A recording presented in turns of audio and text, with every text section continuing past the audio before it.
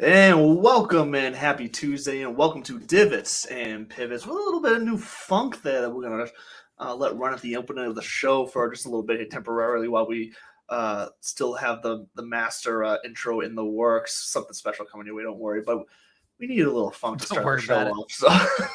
So that's I was just thinking there was some attitude in there, some sass. Gotta love that. Sass. I am Angela. That's what I love. Mr. Mallard.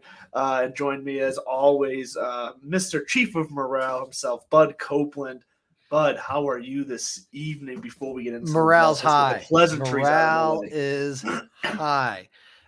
First of all, like you said, that little bass line, it slaps, gives you a little bit of sass, gets you ready to bring the bang if we're still doing that. I didn't lead with that today. You know what, though? No, I did see, I think it was Mike Trout or one of the Team USA guys, because Team USA baseball just laid the wood to Team Canada last night, and we needed it too after the embarrassment. I'm not a bit.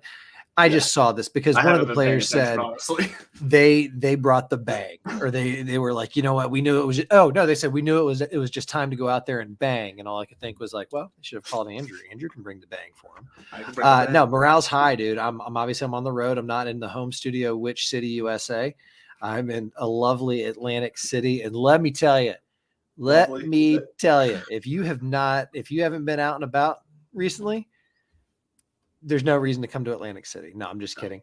I wasn't at all. There really is no reason to be here other than work. So we're here, we're on the road, but we're still riding high. What a freaking weekend of golf. And before we go any further, I have to give a quick shout out once again, because I screwed it up this morning on the Instahams. And by the way, if you're not following, go look for This Bud's For You. I thought I was being too cheeky, and I used to just have a U on the end, and it's like, you can't outsmart yourself. That's kind of a low bar that even you can't climb over. So go find it. But where are we at? I've got his buddies. If you didn't look at the Magical Kenya Open, and that's not an adjective. That's the name of the sponsor. That's the whole title of the tournament. I think we should get t-shirts. I think Divots and Pivots should be on location next year with the DP World Tour at the Magical Kenya Open.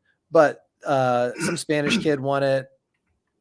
I say kid. I think he's actually in his 30s or something like that. But anyways, they're all kids to me nowadays. There it is.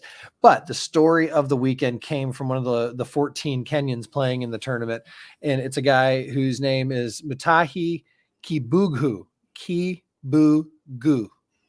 And I know that because they let me know it in the Instagram comments, because I did not do it right the first time. So, but Mutahi, we're big fans over here. Because you want to talk about why we play the sport. And in the recent news, Liv's back. I checked out their website and it is updated. You can find out how to buy tickets, but you can't find out tee times, any of the other high level information, or just basic details you would want on a Tuesday going into tournament week. But that's neither here nor there. Well, that's because they don't have to do any of that stuff till Wednesday, Thursday. As I am wearing my Liv t-shirt. Back to the Magical Kenya Open. This local, one of the 14 Kenyans in the field, makes the cut on the 18th hole on day 2, 20-foot putt, drains it. You know, he's going nuts. The crowd's going wild. And to hear him talk about, like, my first thought was like, hell yeah, he's going to get paid. And everything he said in his interviews was all about family, or this is why we play it, or to do it in front of the home crowd, or his little brother. It was actually in the field playing as an amateur, and they were both, I guess, playing last year, and his little brother beat him in the same tournament. So there's all these different levels of inspiration behind golf, and it's really coming to light because I think what we saw at the Players was pageantry, prestige. I love what you texted me early, and I didn't catch it until later in the weekend. Pressure makes pros. Yeah. shouts to whoever on the writing team and the PGA Tour communications department. They have a point. And that's what defines very directed. But I mean, that's what defines it. We're talking about this, we're talking about these guys. Yes, a lot of stuff comes along with making the cut, winning these tournaments. Yeah. But to hear Max Homa, he talks about, I didn't want to know what the number was because I was going to say no matter what, because I want to win the Memorial. I want to win Jack's tournament. I want to win Tiger's tournament again, and John Rahm talking about like, no, I want to win the Players. Like this is what in the best. I know we talked about it last week, but did you see where Cam Smith teed it up? Yeah. Right down the street at one of the TPC like 9-hole courses that's accessible to anyone. Yeah, he was feeling it this weekend. He was missing it. It's so obvious.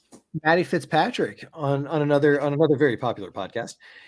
They asked him his opinion, and he shocked the shit out of me. Did you see what he said about whether he came out hot with his comments? You're right.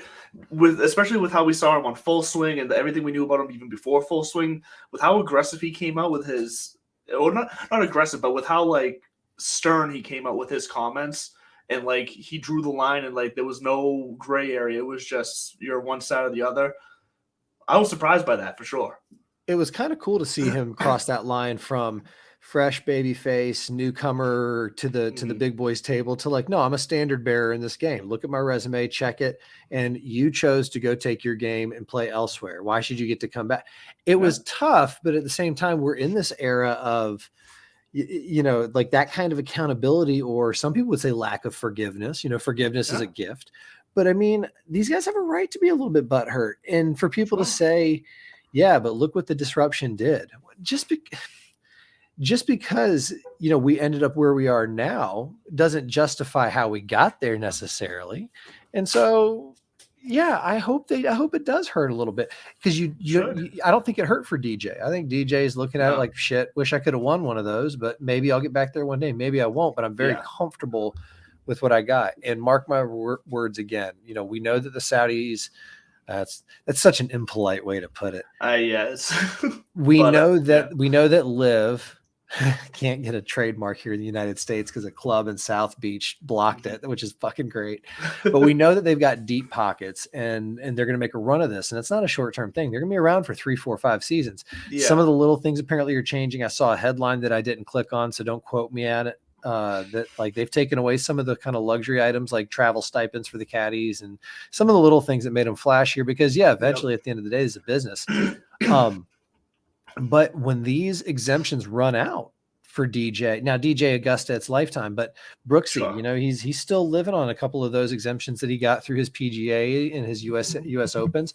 And even he knows that, what am I going to do? Like, how do I get back in there? He just dropped out of the top 50, and it is going to hurt. It's not ego. It is opportunity. So hopefully the bag was big enough and the check cleared, because it's looking like they might have made their bed, because the PGA Tour is in a very, very healthy position right now. It is. And people keep going back to the competition level. They will keep wanting to wave the flag of Liv has more quality players than the PGA, which – look, and kind of the argument they're using is that, look at the leaderboards of the PGA. That, like, do you know any of those names? You know what? Some of them are newer names, but you know what? That's great for golf, because how many times a year? Every year there's at least like probably 3 guys who pop up on a leaderboard sometime around this time of year, right around here. But then we keep seeing them throughout, like they ride that throughout the year, and then they push their career forward. That's my boy Ben Griffin, Ben Griffin, Tar Heel Nation, baby. And he's pricing like the 9K this range, or like close to it. I forget exactly where he fell, but he's right around there. And it goes back to what I was saying, where they thought that the shine was going to follow the talent, and it's like it's not that simple. These guys are good, but next man up mentality. This is not unique. It's not necessarily super unique to have this skill set. It's rare, I guess. I don't know if that's a fair argument to make, or any kind of hair you want to splice. But the point being, DJ walks away, and there's another Dustin Johnson somewhere. We might take us a while to get to there, but there's a handful of, again, there's a couple of Ben Griffins who might be the next DJ. We don't know. Or we buried the lead with Scotty Scheffler. Well, I figured we would get to him. Well, is there anything that he – now? Biggest thing for me was to find out that he doesn't drink coffee during the week, like when he's playing in his tournaments. Oh, does he not? See, I'm fine with that. I don't drink coffee. I don't play professional golf, but I don't drink coffee. Well, you're a sadist, but he no, that did shock me because he did the whole walk and talk with his wife, and they were talking about his Starbucks order, and I don't know, maybe it was all for show, maybe it wasn't. Anyway, who knows? He played lights out golf that final. Well, not even the final round. I guess. I mean, the final round was great, but last couple of days. I mean, the last couple exactly. I didn't want to make it sound like it was just the final round because he was obviously there the whole time, lurking, and then he kind of just snuck in and grabbed it. And then once he grabbed it, everyone else started falling back, and he just held on tight and rode the wave. Your heart goes out to Minwoo Lee. I know. I mean, you show up looking like a comic book character ready for battle, but I'm sorry, I can't. The mock turtleneck looked okay on Tiger because he had like the Navy SEAL roid thing going on. Sure. And he's Tiger, but the mock turtleneck and the mustache and the Oakleys, it was a bit much for me to swallow. I'm not going to make any derogatory statements about it. For some reason, it was the Oakleys for me. Like the way the sunglasses were sitting was what kind of, I guess, was too much for me. Maybe he had a skeet shooting competition later that he had to get to, and those were just his protective glasses, and he didn't want to ruin his good glasses on the golf course. You know what I'm saying? I don't know, but that was it was hard to watch. I will say I did want it to be closer down the end. Like I wanted it to be like the week before. I wanted it to have that excitement, but it was pretty clear, like pretty much through the whole back nine that it was done. Yeah, there were only a couple of spots where he was going to be able to put himself in it. People of that caliber can navigate that course and say to themselves, play it super, super, super conservatively and say like, oh, all I need to shoot is 39 or 3 over. I mean, they could never touch a wood and probably still make it around making pars with their game and up and down and stuff. That said, I was hoping for maybe a ball in the water, maybe to make it a little bit interesting as well, just for the drama. But once it was very much understood that these guys are playing for second, it was kind of cool to see him ride off into the sunset and just stare down that 18th hole. It's not even just so much the shape, it's also the contouring of the fairways. If you were watching, there's spots where that water, the railroad ties, and it looks like there's about 2-3 inches of railroad tie and water, and that's true. That's the way it's designed, because if you hit your ball a little too far, then it's just going to roll right down there, and there's no forgiveness.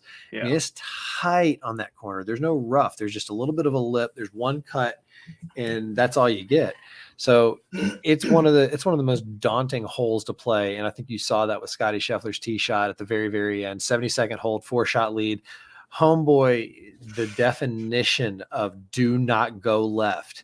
I mean, like he just locked out both elbows, both hips, both knees, both everything, and that ball went dead right because he knew that he could make a 7 and walk away with $4.6 million. I love this. I saw a graphic that he and 4 other players made their biggest payday of their career. It was like Tyrrell Hatton. He his performance got him like 1.6 or 2.7. He went off on Sunday. He went absolutely off. He blacked out. Speaking of blacking out, he's the reason why I didn't, win a couple $100 on DraftKings, because I didn't have him.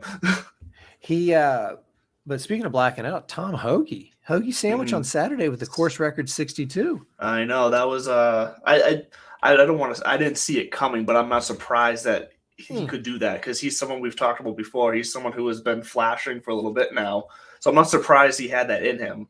But I'm not going to say that I saw it coming. No, because you didn't, and neither did I. Yeah, nobody did. Actually, I think I told somebody on the One Night in Pinehurst podcast. I think I told them to avoid Tom Hoagie. Until he's in my category of until he shows me something. Well, all right, Mr. Hoagie. Well, he showed you. And look, and to be fair enough, didn't he barely make the cut too? Like, it wasn't like he was before that round. He was lighting it on fire. Like, so I mean, he just found it on that one day. That's all it takes. One swing thought. So speaking of swing thoughts, what are your swing? The Valspar. I will say it's tough. It's always tough to get up after a major tournament. And the Players is a major. I don't know if they ever even want to call it their own major, because I think they like it that way. They don't need. It's kind of like how what's his face over at Barstool, El Presidente, on Twitter doesn't have a blue check. I told him to take their blue check and shove it. It's like, all right, cool. You don't. Everybody knows you're verified. He also doesn't need it. Right. Yeah, well, I think that's my point. They don't need to be called a major. I mean, the money's there, the prestige is there, the want is there, the course is there, the host is there, the field is there. Everything's there, except for the defending champion. People who are trying to be like, oh, it's so sad. Or should I punch? I'm going to choke somebody out. Should there be an asterisk next to that question? Just enraged me so much. At home, please reintroduce this question. Then we got to break down the Copperhead course in the snake pit. I'm scrolling through Twitter and I see, one of the live accounts. There's a few of them out there. They always pop up on my feed. Basically, is going on about how can we really say this is a big win? Something along the lines of, can we say it's a big win when some of the best players in the world aren't there? And then there was a poll that said, should all PGA Tours wins now have an asterisk next to them? And most people said yes. Like, it was over 50% said yes, and it drove me crazy. That 50% are all trolls. It's the same people who go into my Instagram who don't get sarcasm. Somebody had a picture of Adam Scott's the irons, I think, that he used at the Players the year that he won it, which we're coming up on his 20th anniversary of that win, which is crazy to me. That's crazy. But and the wear patterns on them are just priceless, right? Like, these guys hitting the same spot, and then I just made some smart ass comment like, wow, they looked effective. How did he overcome this? And somebody's like, from hours and hours of practice. Like, maybe you would. I know some people just whoa. And I will say, thank God there are good people in the world, because others chimed in. Don't worry about it. Like, he was obviously joking. Calm down. Obviously knows golf. Like, I mean, come on. Obviously, I don't. I mean, did you flash that scoreboard yet? This is getting a little pathetic. I need to turn it around. Usually this is my week, and I don't even know if I won this week. You were on fire, my friend. To be fair, I had a very, very good week. I ended round 3 in second place. Christian Kirk fucked me. That's what it was. Yeah, Christian Kirk fucked you. His name's I ended round 3 in second place of just a $1 GPP. It was going to win me like $250, but I was really close to the guy in first. It was basically going to be a showdown between me and him from the looks of it. And then I did not have Terrell Hatton on Sunday, and that caused me to finish the GPP in 25th, unfortunately. So I profited on the weekend as a whole, because Thursday in round 1, get over to Underdog Fantasy. Let me put that up on the bottom of the ticker right now. Get over to Underdog Fantasy. Use DivPiv code when you make your first deposit. For your first deposit only for a new member, they will match up to $100 of your deposit. So get over there and do that. It's snake draft style, Thursday for round 1 only. Did 2 drafts, total of $20 in, won like $60. It was a great way to start the weekend. Got me close to even already before the second round even started. And then we went from there. What was that? So you degenerate? Only a little bit. Just a little bit. Please, I'm a degenerate with small amounts of money. Just the tip. But it's fun. So yeah, get over there, do that. I had a good weekend. I hit a couple top 10s too on the sports book. On DraftKings Sportsbook, I hit Scheffler and Justin Rose. So that was also a nice little. You went top 10 on Scheffler? Yeah, I bet him. Because what I've been doing is whatever. Well, I mean, he won me. It was like barely a profit on that bet. Justin Rose was a little bit better, but what I've been doing is whatever lineup I put up against you, I've just been taking those 6 guys and betting them top 10s and seeing what happens, and it worked out this week for 2 of them. So good weekend all around for me. And yeah, I'll throw it up there now. But the updated scores, because I did beat Bud this week by 111 points. Yeah, well, look, you didn't. It's not even that you did bad. Like you said, Christian Kirk held you back. We still scored like 439 points. So it wasn't even that it was a bad week for you. I just had a really good week. But the season not standings, but the season point totals right now is I am sitting at 3,999. Bud is at 3,844. What's that? 155 difference is what we're looking at here. So long season still ahead of us. And all we have between us and the Masters is the Valspar. We've got the Charles Schwab and the match play. I don't know if the match play or the trial is in the order, but we got those 3 weeks coming up. Yep. And this course down in the Copperhead's no joke. And I saw somewhere earlier they were busting chops. What are you stopping me? No, I'm agreeing with you. It's no joke. Why is it no joke? Well, especially this year, I don't know if you saw, but they actually grew Did the rough not. out by like almost like a full another inch or so. Like they let the rough grow out. They cut back the first cut, or let I'm sorry, I have that backwards. They let the first cut get closer to the so they basically cut down the approach. So in the fairways are I think 24 paces wide. I think I read so. Tight, It's gonna narrow play a little bit fairways. tougher than it typically does. I think the guys might be in for a surprise this week.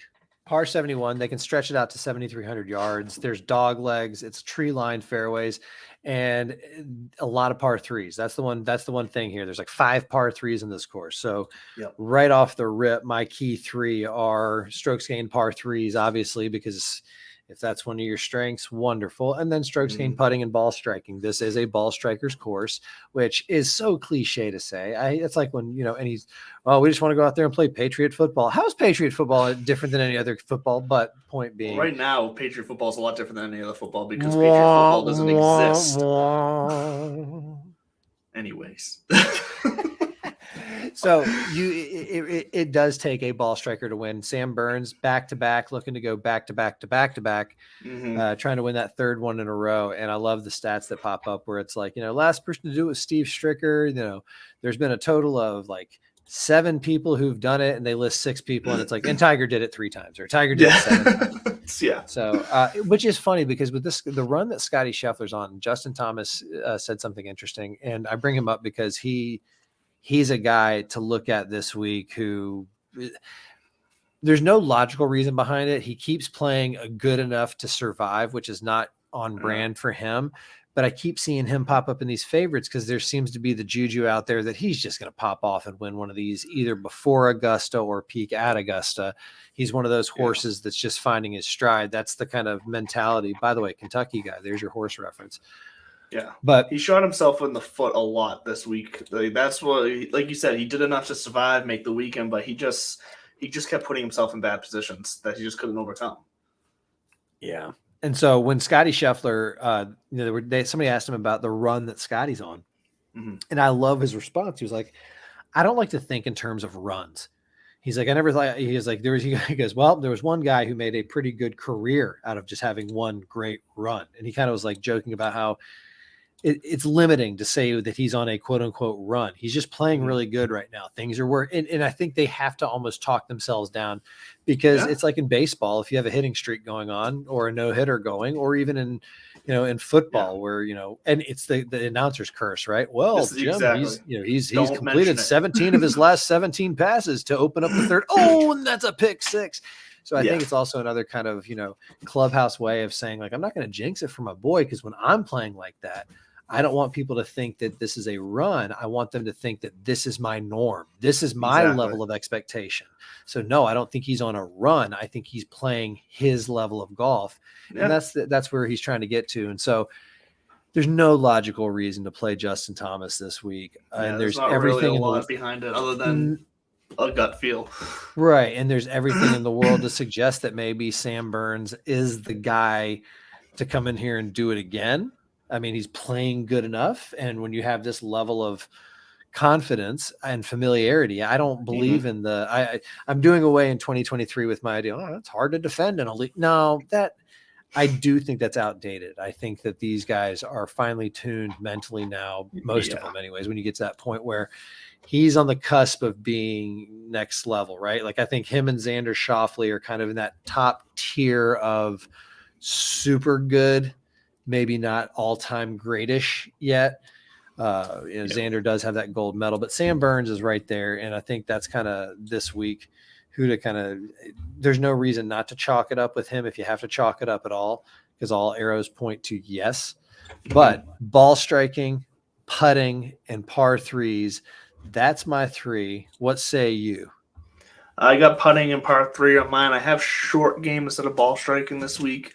I'm gonna try to mix that up, and then I have fairways gained as well mixed in there because, like I said, they seem to have narrowed these fairways a little bit. You said it yourself, that tree line fairways. We need, just like last week, we need guys who are going to put it in the short stuff and give themselves opportunities, and that is a way that we can calculate that. So what do you think about this 10K range? Is there anything wrong with I mean, Sam Burns ranks out 8th in my model. He's 10,200. If you're going to have Yeah. to eat the chalk up top, what's he looking at? 12%? Yeah. Come on. Here's the thing. I'm Justin Thomas at 17% at 10.9. I'm not touching. No. Jordan Spieth at 10.6 at 16% ownership. Not touching. Wow. That's It's shocking. just 12. This feels like one of those weeks, at least from looking at the way my model came out this week. It feels like a week that the winner can come from anywhere. It doesn't feel like we said it with the players. We said it with the Arnold Palmer that these are tournaments that it feels like a name is going to win it, and that's just the way it is. This doesn't feel like that kind of week. My model is shaken out to where there's a ton of value. I don't feel the need to pay up for those guys when they're going to be chalky. If I'm going to pay for anyone up here, yeah, sure, I'll pay for Sam Burns at 12% because compared to the other guys in this range, that's not too chalky. That's all right with me. It's under 13%. I'm fine with that. Matt Fitzpatrick's there at 10,000, but he doesn't rank out well for me, so I'm not. He's another gut play. What was that? So he's another gut play where he's going to get it back because of the pedigree of play that he can, but he's been missing cuts and just playing like garbage. Yeah, garbage. I mean, he did finish T5 here last year, so he's got that going for him. But yeah, he's once again, there's enough guys here just a little bit cheaper than him that I like more. Unfortunately, some guys like Fleetwood and Rose and Hadwin, who are just in this 9K range, are super chalky. You know what? I texted you. I texted you earlier this week, and this is the 9K range is where I'm going to eat my little bit of chalk. I don't think I'm going to play Sam Burns. I might play him in my other league because I do think he legitimately might have a chance to win. But I really am just trying to go 6 for 6. There's no prestige in winning the Valspar in my brain. I just want a bunch of points and to really kind of keep chugging along. But Tommy Fleetwood is 20%. I don't like it. I don't want to touch it. That's a little too chalky for me, even though this is ball striker the whole bit. And he's playing well. He played well last week. Same thing with Jay Rose, but he's about at 20% too. Yeah. I will swallow chalk. I texted you. I'm a big Keegan Bradley guy. Welcome on down. I love him. Yep. First of all, I keep watching his swing and the way that his hands are so low and flat. And it looks like his setup looks very hackish, very driving range. Just what in the hell? Oh, never mind. And then, but he either hits or he doesn't. He's either literally right now, he's either missing the cut or he's finishing top 20. Well, he's gonna, and for me, because he ranks out 5th in my model, he's going to do well this week. So I do like Keegan Bradley. I think it's okay to take a little chalk because again, he's been close. He's been inching closer and closer. He's got a win earlier this year. Yeah. He's like top 5 in the FedEx Cup points. So I mean, he's sneakily in position to just do damage. And everybody else in the 9K range, I'm okay without it. I mean, Davis Riley until he does something, this is his week to do something. Now that I've said that, I'm not going to play him. Until he does something, it's all talk. Brian Harmon just pops up. Is it like this time of year, or is it? We don't play Brian Harmon until the John Deere. Yeah, I was gonna say we're not quite there yet. We're not quite there to the Brian Harmon part of our. But he T5 last year, but before that he missed the cut. And Denny McCarthy's coming off a strong week, but I just don't think there's. So Denny McCarthy, I am more than likely going to play because he ranks out 12th in my model at 9,300 and it projected around 10-11% ownership. That's just stupid. So if he's hitting the ball at all, makes sense. Yeah, and look, he's not doing too bad. I mean, he does have a miscut at the Honda, miscut at the Waste Management, but T4, T14, T13 is on the tournaments. That T13 was last week, the Players. So he's in decent enough form. He's not in terrible form. He's not in great form, but if you're going to look at some of the other, like I said, this range is just so chalky. Now, I do like the Keegan Bradley play because we've said it before. When Keegan Bradley pops in the model, you just have to play him because he only ever pops for a reason. If he's not popping, he's finishing like last, basically. It's one or the other with him. So when he pops, you got to play him. So I like that. So McCarthy and Bradley are the ones that in the 9K range I'm willing to play at their ownership, basically. See, I'll chalk it up with I'll chalk it up with Keegan because I fell in love in the 8K range. Somebody who I've been in love with for a couple weeks now, and then a newcomer who's just been playing very, very well. Well, let's hold that for us. We'll hold that for a second. Little big market tease here for you, Bud. When we get back from this commercial break, Bud will hit us with who he likes in the 8K range, and I'll follow it up on why he's either right or wrong because we all know. I'll tell him. And I'll tell him why. We'll be right back, though. We're going to hear from Underdog real fast here. Pay attention for that DivPiv promo code for your first deposit. Underdog Fantasy is here to save your post-fantasy football season blues. The easiest place to play and win with the Underdog Fantasy app. Get up to 20 times your money in a single night with our Pick'em contests.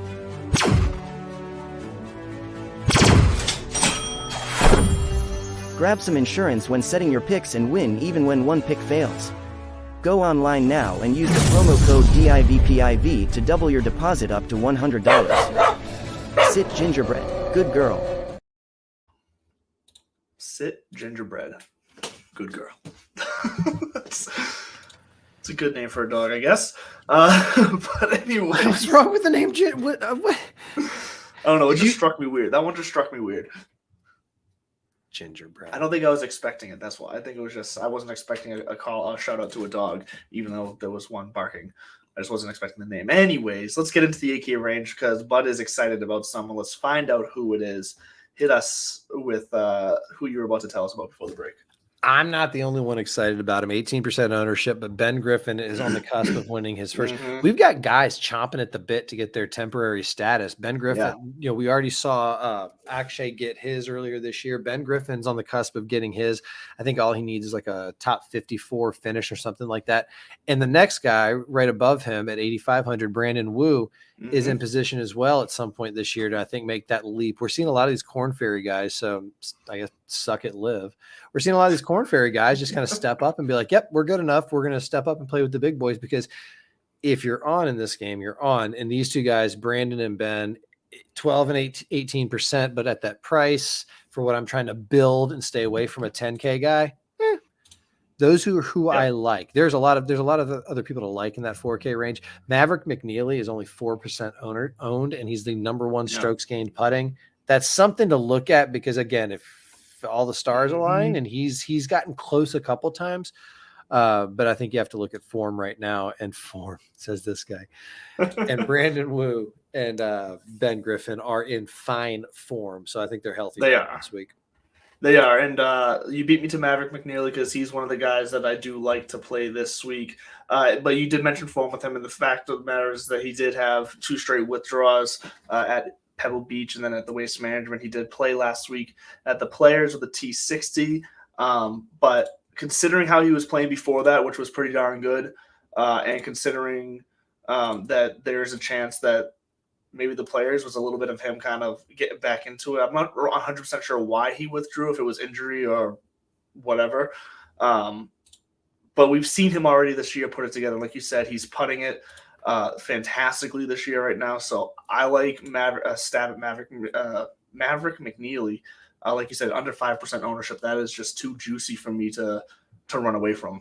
I like playing him there. Why did John Rahm withdraw? What is this? Illness. He was sick.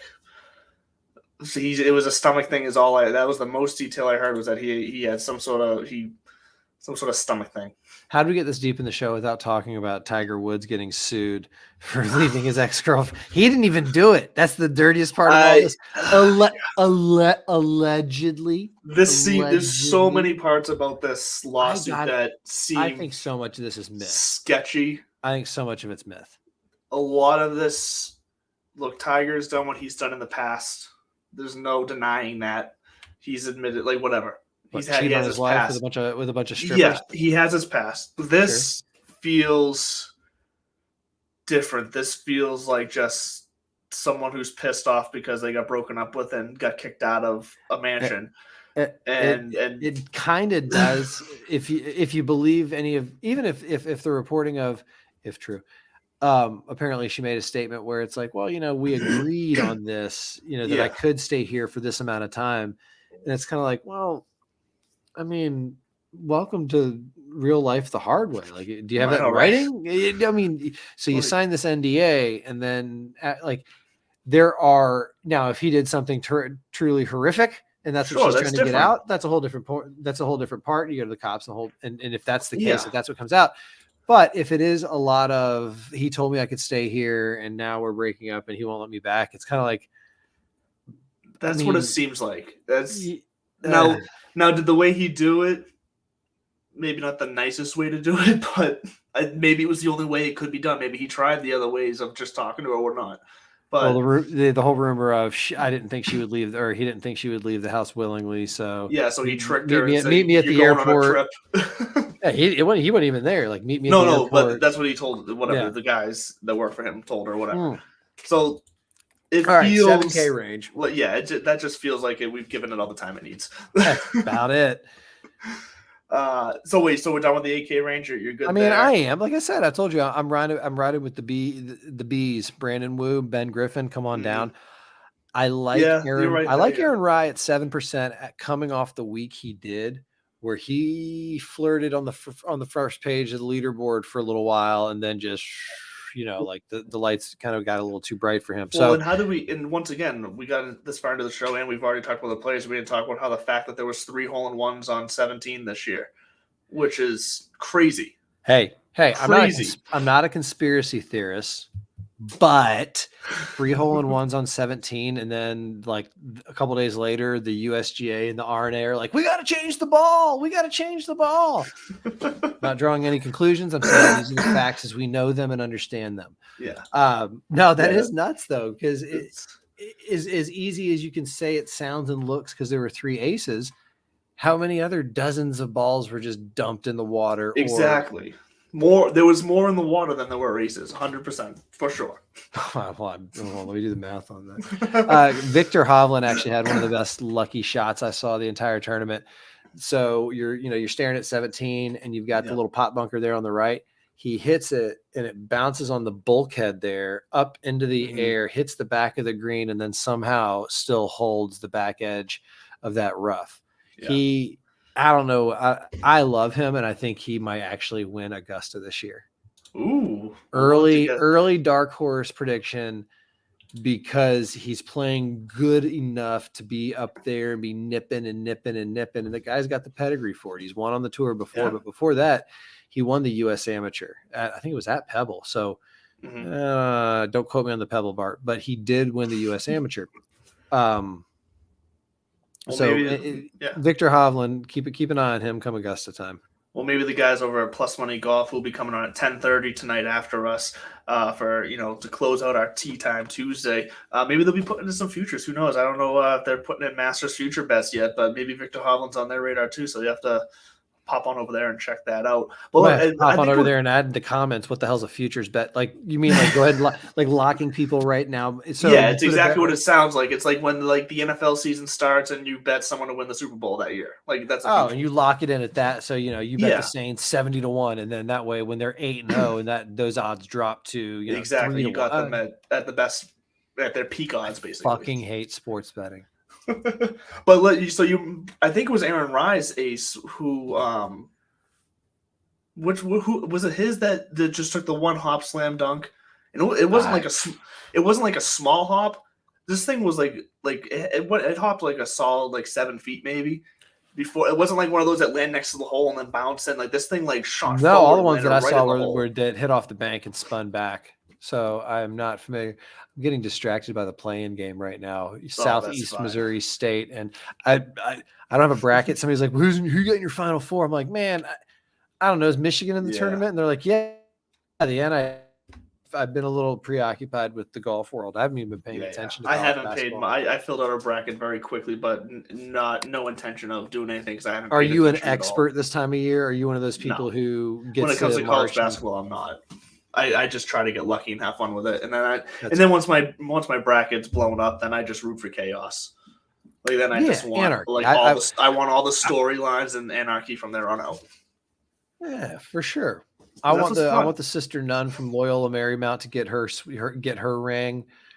Yeah. I want a 16 to upset a 1. It's only happened once before. Like, let cats and dogs getting living together. The 7K range getting Yeah. Let's get neglected, back to like the the 7K stepchild range. that it's not. Wow. There's How'd you even good value down here in the 7K range though. no, tell me about And your spoiler value. alert for after that, there's good value in the 6K range too. That the lower 7K and the upper 6K range, I'm telling you, it feels like a week where the leaderboard's gonna look pretty funky to your casual golf fan. I mean, it's That's not that this fair. tournament doesn't have names in it.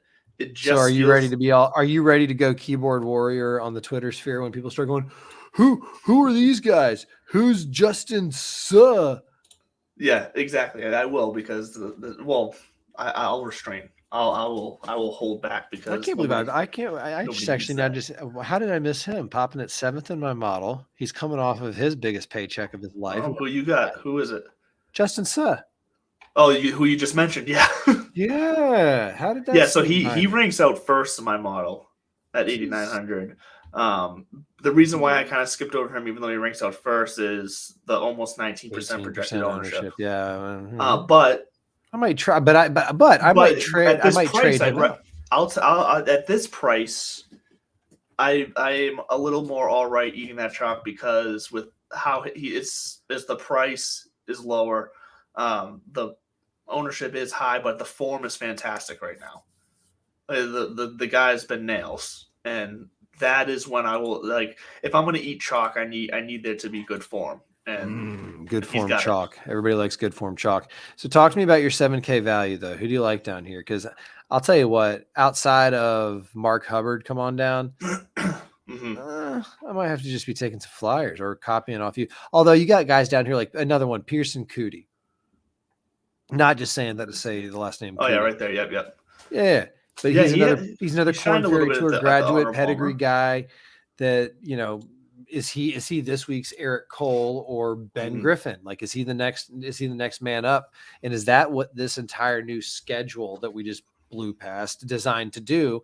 Open up these big field tournaments for some of these guys to make a run where if you're the really good, you're the good, you're guaranteed good, then yeah, you have the luxury because you earned your way up there. And then, but there's a real quick avenue down here. You win down here, you get up here where, play is rewarded. It does feel like it's a little top heavy, but it allows us to hear more from the Justin Suhs and the Mark Hubbards and whoever the hell else is down here in this 7K range.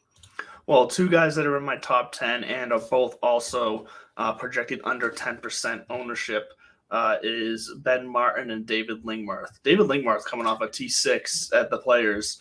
We kind of snuck up on everyone there. And look, snuck up is he did that with still losing strokes total. So I'm not really sure how that works out math wise, but he hasn't gained strokes on the field since November of last year. It looks like he's been in decent form. He hasn't missed a cut since the Farmers. He's got another top 10 in there. He's. All the other numbers. All the other numbers are there, and at around 5-6%, 7,300. The thing about David Lingmarth is he puts it in the fairway. It's whether his weakest part is probably his putting right now. If he can find the putting, he's going to put himself in position to hit the putts. He just needs to sink them. Well, and everybody knows I'm a proud Swedish American, and as the fellow Swede who did play his college golf in the SEC. No, he's a former winner too, 2015 Memorial champ. The guy's been in the winner's circle again, and this is kind of his little resurgence, rebirth, maybe Keegan Bradley type. Like, hey, I know how to do this. And yes and no, it's a young man's game or a young person's game in the sense of if you know what you're getting into, these guys are able to pace themselves out and take care of themselves better and, extend their careers. And that's where it's like, well, shoot, if I can handle it, if we can figure out the physical, I know the mental, I've been there before, we can find it again.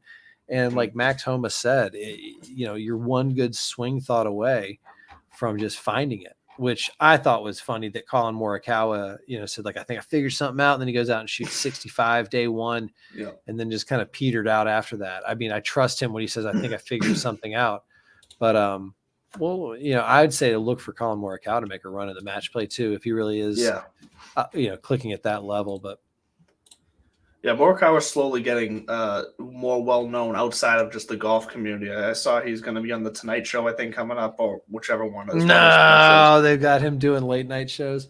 Yeah, Well, so I mean, he's starting to make a name for himself, which I think is good for golf. It's good for him, obviously, because he seems just to be a stand-up guy and also an entertaining guy. I mean, he went to Cal Berkeley, business degree, All-American, through and through. He does milk before cereal when eating cereal. And to me, that's like psychopath behavior. Those are the kind of things that later on we're going to be like, yeah, nobody thought to ask when they saw him putting the milk in first. So anyway. So the big question is, do you have anybody in the 6K range that tickles your fancy this week? Because I honestly have 3 guys that I think are worth mentioning down here. No, I really don't. I honestly, I'm a pretty top. It's pretty top heavy this week. So if I'm going to do anything, I'll probably go down to the numbers and say, all right, what do I have to mess with? Go to the highest. Eric Barnes is the highest 6K person that ranks out for me. Couldn't pull him out of a lineup. Luke Donald, but I'm not going to play Luke Donald just because he used to be a former world number 1 and all that kind of hot shit. He's old. He's over the hill. I'm just kidding. He does play well here though, but he's also a Ryder Cup captain. To me, that's almost like that kind of unofficial, like, here you go, you're a little, that's why they haven't made Tiger one yet.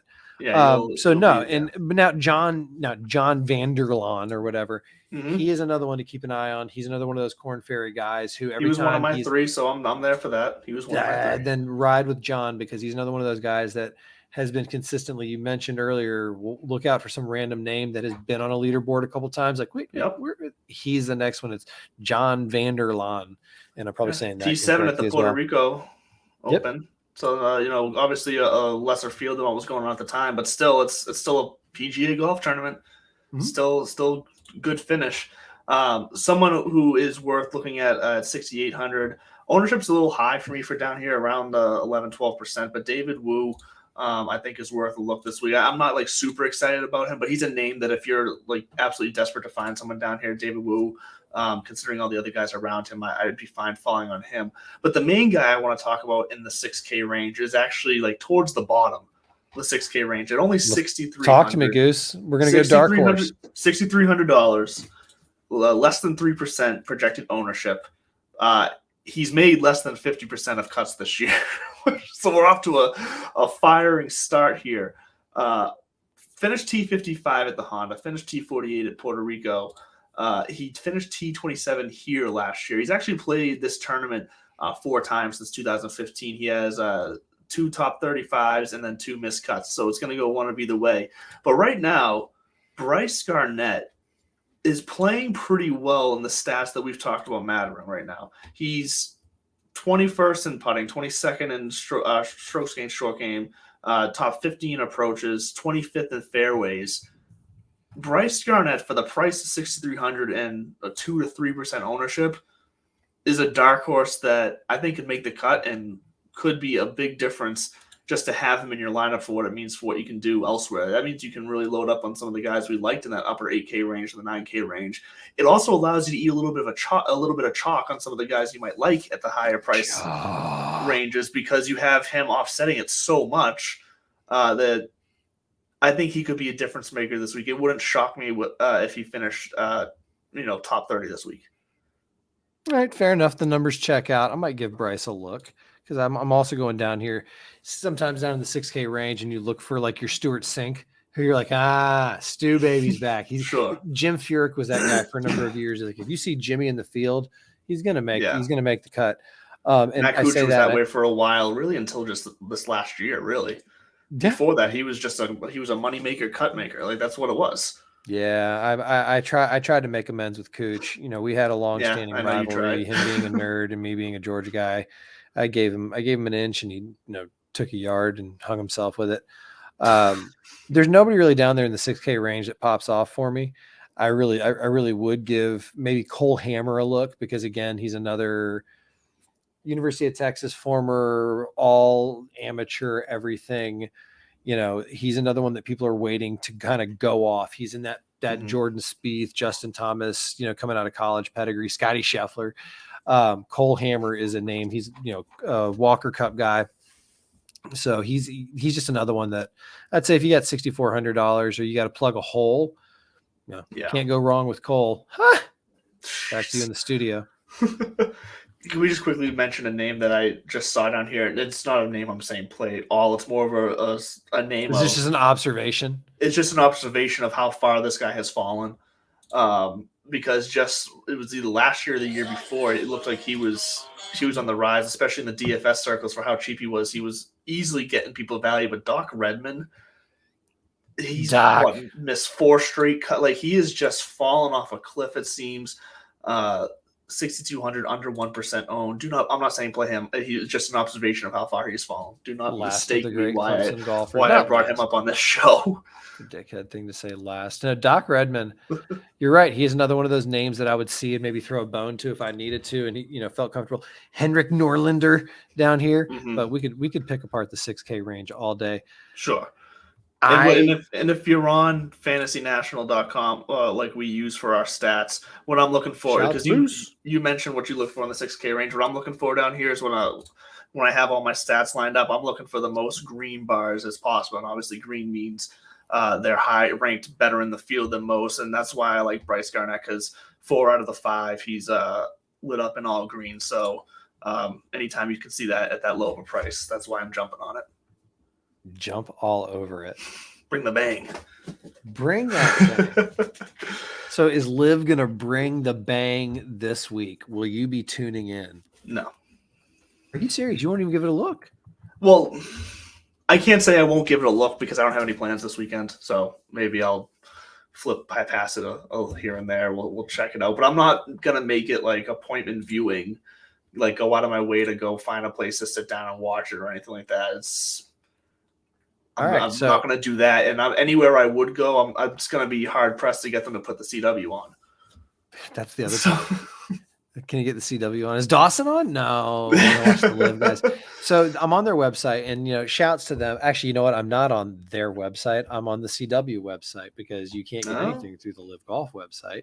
It is garbage. That's going to eventually start to come back and bite them. People are bitching about the new PGA Tour.com website layout. Dude, PGA Tour's stepped up their game in the digital world in a long way, or a big way, obviously, because they've been around a long time and they're on the cutting edge of all this shit.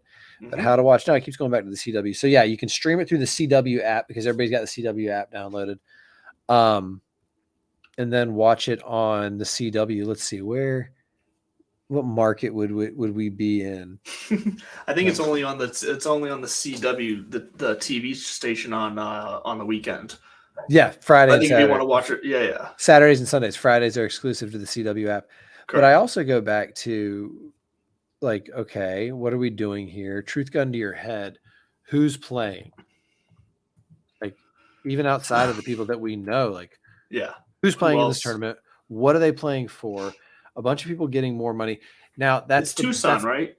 They're in Tucson? Definitely Tucson. Yeah. The PGA were coming out in their announcements talking about, hey, we're going to have these like 8 elevated events, 70 players, no cut, big money, and everybody's like, oh my god, they're copying Live. Yes and no. Crybaby, shut the fuck up. Yes and no. We've talked about this before. Yeah. WGC events were no cut. Some of the special invitationals have been no cut. It happens from time to time, and they're going to make it habitual. Yep. Is it greedy? I don't know. Talk to your player action committee, whatever the fuck it's called.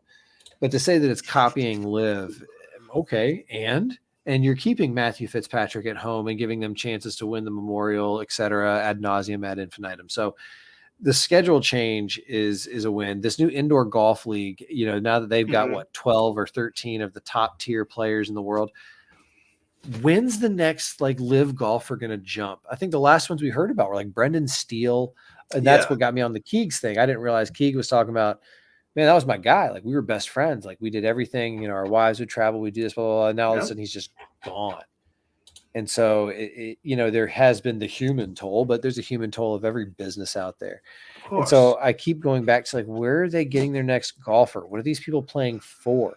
Because outside of the money, which it's not like everybody has their big bags.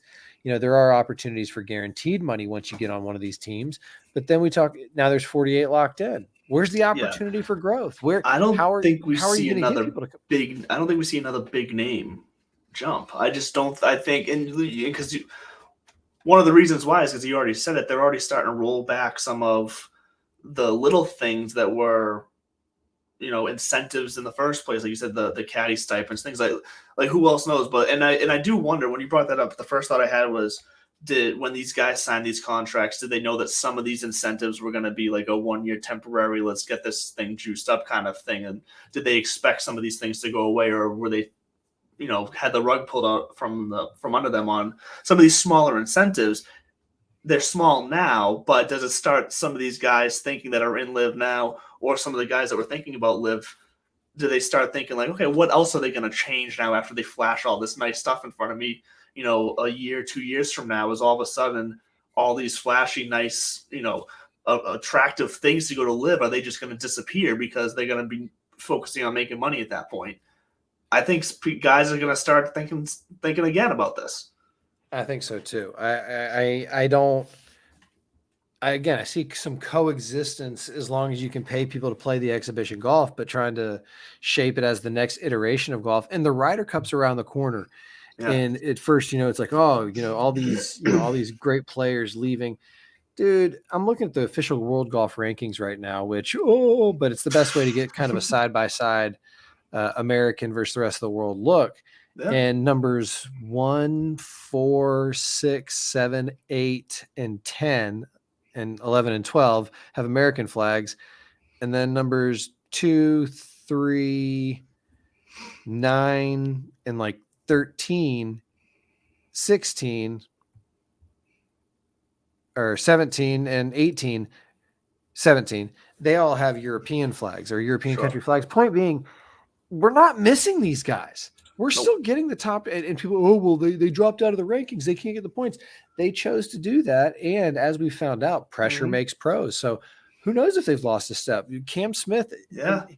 I'm looking forward to seeing these guys come back to I would love the Masters and the other majors, because we're going to see if there's truth to some of this.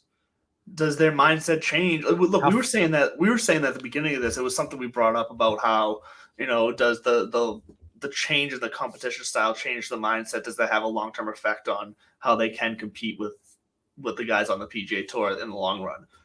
We're going to kind of get to find out now. It's been a year for some of these guys. We're going to get a good look at it now. I think we can start gauging the difference. Part of me, just for the story, wants to see either a live guy win Augusta or at least make a run so that it is on the forefront. Sure. Because of the respect everybody has for Augusta National and the respect that they command and demand, there's not going to be a lot of that chatter and nonsense. I don't think they'll allow it in the media center. They're not going to allow they're just not going to allow that to overshadow, just like they have it. They still want Augusta and the Masters to be the center point, and rightfully so. Yeah, they're going to say basically to both sides, if you want to come to our party, you're going to behave accordingly. Yeah. So the only way to force the conversation is then to have one of those players in the mix. As long as it's not Patrick Reed, I'm fine with it. No, I'm just kidding. Yeah. But I mean, again, Cam Smith, these guys are finely tuned athletes to the point where, pressure does make pros. He's been in the pressure and he's come out the other end. People forget he not just won the Players, he won the Open Championship last year. He was the hottest golfer on planet Earth and trending towards that number one spot when he took his bag and he went. Now we're going to find out if there's been any kind of psychological fallout. We've seen, Brooksy just kind of go to the wayside. We haven't seen Bryson really do too much of anything. The closest thing we saw was, I think, one of the Spanish guys winning a DP World Tour event where it's like, all right, cool. Now that happened. What's next? Yep. So the splash is not nearly as big as they want it to be. And we knew it wasn't going to be, but I just, the shock on some people's face that they thought this was just going to take over and golf's dead. I don't know, and I'm not so shallow to say like those aren't true golf fans. I just don't know if it's like I don't know what their point is. I'm like, what do you think? What do you want done differently in the PGA Tour now? Like, do you want the team concept? Okay, go pitch that. It's never going to take place on the PGA Tour. It's too limiting too. They have 48 guys now, 48 people locked in. That's it. There's your team. Yeah, and that's. Do you think it's fair to say that we may have already seen the peak of live? Yes. I think that's very fair to I say. do. I think it's I also mean, I think it's also true. Yeah, I saw people. It was great on the social webs. The like the put them in a body bag memes that were flying around, and it was just Yeah. like, or like there was one I saw a great one of a PGA Tour logo over somebody with a live logo, shoving them in a locker. It was like Well, and it's you can, true. and people in the media tend to have an ear to the ground and sense what's coming. I think there's a reason why people are already starting to ask some of these guys like Fitzpatrick, what do you think if these guys try to come back? I mean, I think there's already a sense that at some point in the next 1, 2, maybe 3 years, there's going to be I don't want to say exodus, but there's going to be a time where they are trying to kind of get back on the PGA Tour, and we're going to have to revisit all this again. But I think the question's already being asked now because I think people kind of see what's coming down the pike. I hear people say I don't mind Matt Fitzpatrick saying no, never, lifetime Oh God, ban. no, I don't mind that either. Go for But it. I don't believe that that's what's going to happen. Sure. What I don't think is appropriate necessarily, I hear people be like, they should have to pay a fine, and I'm like, what's that going to do? Just like they were because suspended. now if the PGA Tour chose to do that, now PGA Tour's making it about money when their argument against this all was tradition and championships I think that they matter. forfeited. Like, they can't basically, do that. they forfeited their PGA Tour status. They were suspended, which means they weren't around to play and make points, which means blah blah blah.